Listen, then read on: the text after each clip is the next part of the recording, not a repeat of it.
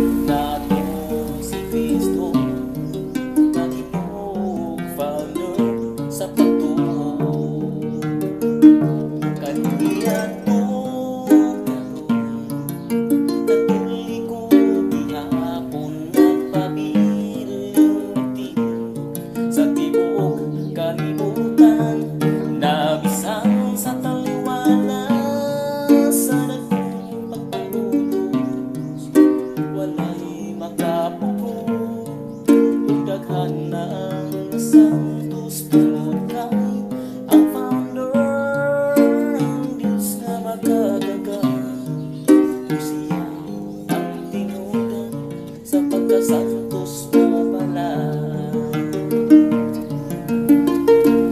33 na himuso ang simbahan nga bala si San Pedro ang gitugyana mangayap sa harian siya ang unang pangulo sa iglesia na gitugon ni Cristo kung gitawag ni San Ignacio simbahan Katoliko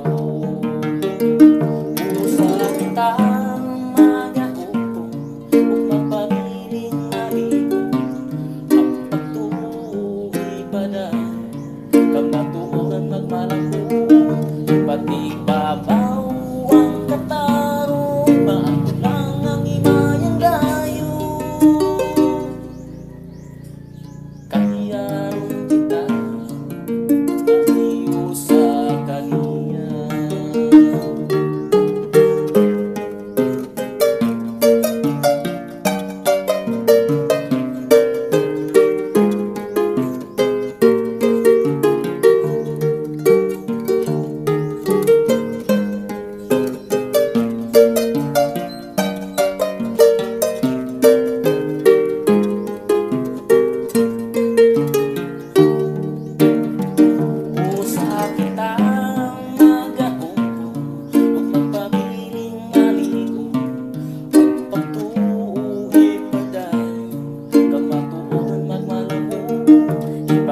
babaw ang katarong maangkok lang ang himayang dayon kahiyaron kita paliw sa kaniya.